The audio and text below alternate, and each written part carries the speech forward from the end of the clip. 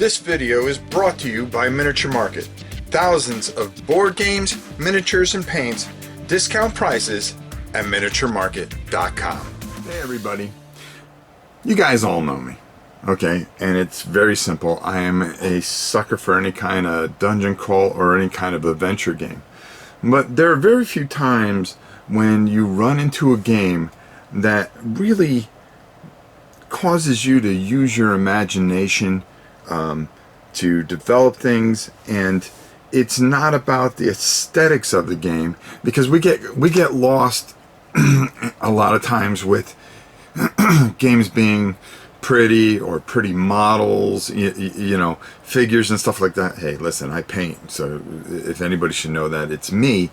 It's just sometimes there is a game that is just, it just stands out because of what it is and how it invokes the fantasy side that we all look for to cause this beautiful story each and every time. Well, I found that with a game called Shadows of Malice. Now, there's no way I can explain everything in this video, and there is a bunch of stuff that you can find at deviousweasel.com, but I'm going to go over this, and you're going to look at it and you're going to go, huh? But just listen, go check it out at the website, and I'm telling you, you're going to be as blown away as I am. Let's go down to the table and check this out. Now, there's no way I can explain every rule to you. Now, right here, I just have one of these maps set up, but you can add up to, there's 4 more maps that come into this thing. Whoops, of course I knocked everything all over the place, and really make this a huge game. But I'm telling you, if you're playing solo, 1 or 2 maps is more than enough for this.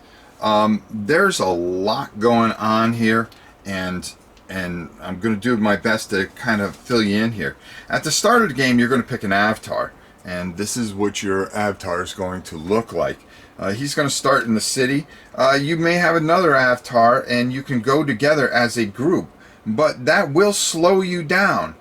Now, the whole thing is what you're trying to accomplish here is that you are trying to defeat the main enemy and keep the main enemy from coming over and finding a spot and transferring over here and snuffing out your light wells. If he is able to snuff out your light wells, well, guess what? The game is going to be over. There's another variant to this, a matter of fact, and that is where he comes over and he has to snuff out both just one light well and you would lose, or there's another variant where he would have to snuff out all the light wells. If he does that, well, it's not going to be good. When he comes over, he's going to come over, the main villain's going to come over into his physical form, and you're going to have a chance to attack him. But the whole point is can you get over and transfer into the Shadow Realm and defeat him before he gets over? That is totally up to you. Now, it doesn't look like you're going to be moving around a lot, but first of all, this thing is just fantastic because it has this wonderful little map, you know, on the back here. Gives you everything on how your movement cost is, all the symbology that's in the game, and it just does a fantastic job of explaining everything that you need to know. What you're going to do to move is you are going to take a black die and a white die, and you're going to pray that you don't roll doubles. Well, guess what? Like a total moron, I roll doubles. That is going to invoke something. You are going to have to deal with a fake card. A fake card is going to cause some things, and nothing good comes from these fake cards. So you really don't want to roll the fake cards. What you want to do is roll and take the higher number, okay? So we have a 2 and a 4. The 4 will be a higher number. If we're traveling as a party, we're going to add 2 to that, so it's going to be 6. The other person in your party is also going to roll, and as you can see, they rolled a 6, okay, and they would add 2 is 8. you're going to take the lower number. There's a penalty for moving with so many people. So let's just say that we had 6, which was our original number. We're going to move. Well, it's not that easy to move around this board because there are a lot of penalties for moving into stuff. So if you move on a road, you can fly around and have no problem moving around. But you really need to get into these forest areas. So moving into the wild is going to cost you 3. So you are going to move a total of, well, yeah, that's it. That's your total movement with a movement of 6. It's not going to get you exactly where you want to go. These little beast symbols here are called layers, and inside these layers are, well, there are creatures. So how do you determine the creatures? Well, this is where this really starts to there's just this beautiful feel to it. What you're going to do is roll a d6 for each one of these charts. So for instance, I rolled a 1. We are in the wild, so it is an Aborian. So our creature in the wild is going to be an Aborian. Now, this is one of the things that if you don't know what your animals are, well, guess what? There is a nice simple thing in the book here that will explain to you what each one is. An Aborian, of course, is derived and constructed from plants, vines, trees, vegetation. You know, not all of us have the scientific terms for it, and it gives you a thing to look it up, and a lot of you pretty much figure it out. So we could say that a tree, the creature is a tree, and then we roll and see what the power of the creature is. A 6, so it's going to be a power 3, and it is going to have a combat roll of 2. We're going to roll 2d6 to wound, and then it has 6 life tokens. As you see, 6 life tokens. Then we're going to see if this tree, it's a very powerful tree, obviously. And then we are going to see a 1. So it has no abilities. So the tree has no abilities. But if you rolled anything higher, you would pull an ability card. So it might be a tree that spits acid, or let's just pull something random. Or it is a tree that is a wound caster. It changes everything that you can imagine, because these creatures, you invent this creature. So now I'm fighting this tree. So how do I fight this tree? Well, what we do is we take and we are going to roll dice, and we're going to combat roll, and our avatar rolls 2d6. Now, at the beginning of the game, you are going to pick a mastery. Okay, and for me, I'm a combat technician. You start off with 3 colorless soul shards and 3 soul shards that are your color. So you can use these things to modify your roll. You can spend one of these, particularly the colorless ones, to add an extra die. Now, on a 4, 5, or 6, you are going to hit. Okay, so basically I'm going to roll 2d6, and I completely miss, so it's 0, 0. Now the creature is going to roll back, and they got 1. Now, no matter, so it was 1 to 0. Okay, so even if he got 2 direct hits, that's 2 to 0. He doesn't do 2 damage. Okay, what he's going to do is do 1 damage to me, so I'm going to take 1 wound. There are certain situations, like for instance, our creature was got to roll 2d6 to wound. So if on a 4, 5, or 6, that's how many wounds they would invoke. Well, they did not invoke any wounds against us, so that was good. For us, if we were to win, no matter if we rolled 5 dice, okay, 4 dice, and we beat them 3 to 0, okay, what would happen is they would only take 1 wound. And because the creature we created was pretty powerful and has 6 wounds, it's only going to take 1 wound. So we are going to wound that creature for 1. And we're going to keep on combating until the creature is defeated. Once the creature is defeated, we're going to get to pull some of these treasure cards. Or if they had powers, we would get certain amount of soul shards and split it amongst our party. This is going to go on, and we're going to go up, and we are going to try to power up. We're going to try to go to these light wells and defeat the guardians, and so we can get through, defeat certain guardians, so we can get through and possibly defeat the creature on the other side. The creature is going to randomly move with a die roll, and they're going to move in different positions. If they ever touch one of these, they're going to turn it over and basically open up that gate.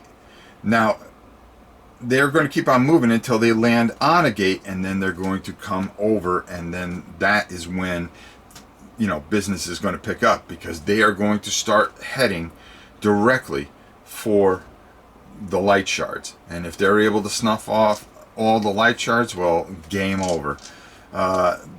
It depends on which variant of the game. There's potions, there's abilities for the creatures, there's different masteries, the fates.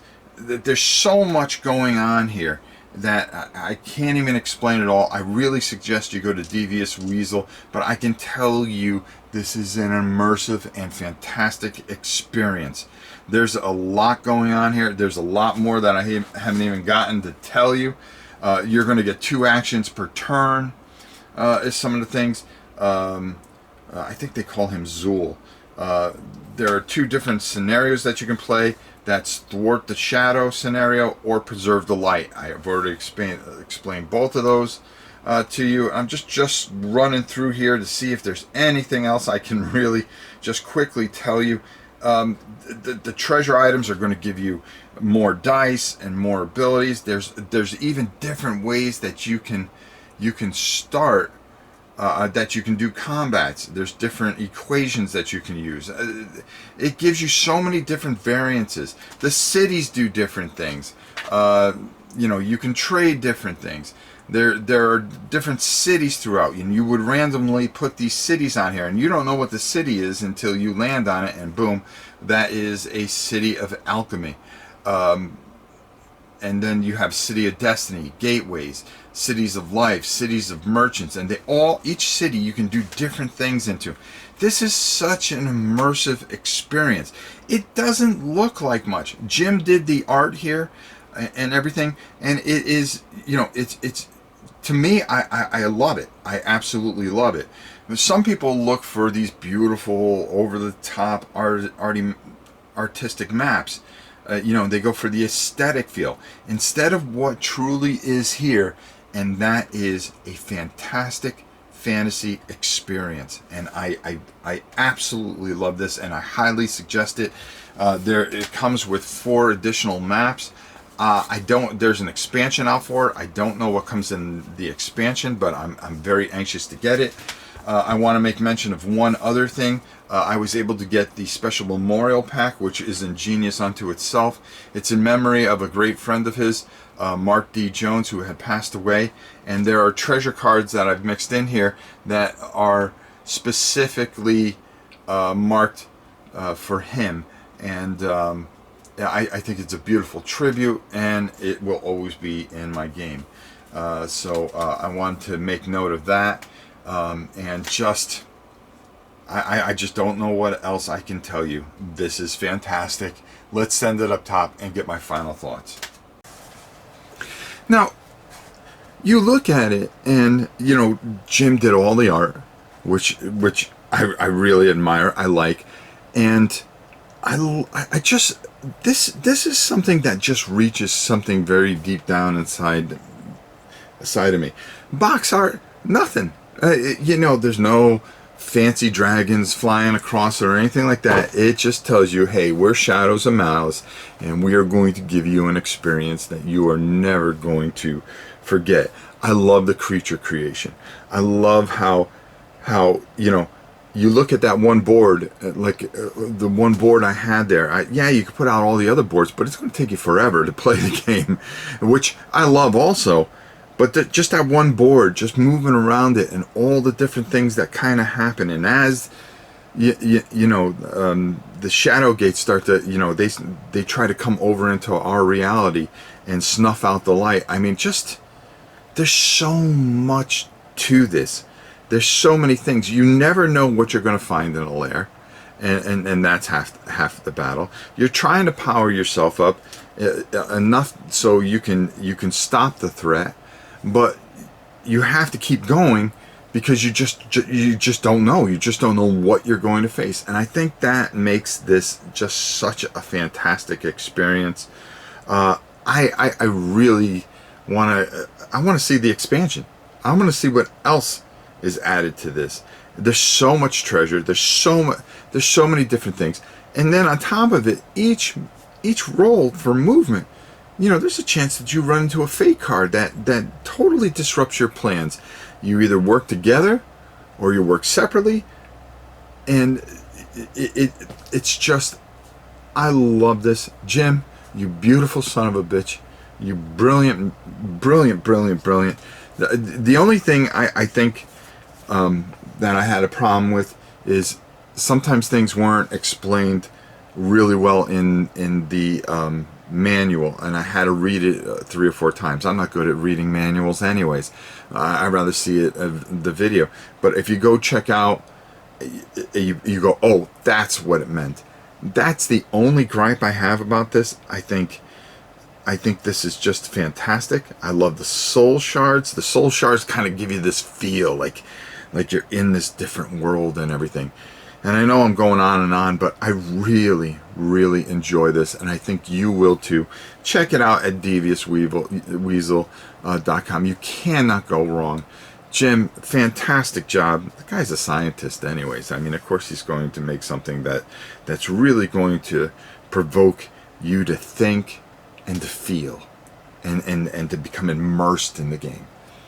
Fantastic job, fantastic game. I love it. I think you really get a feel for it when I do a live play.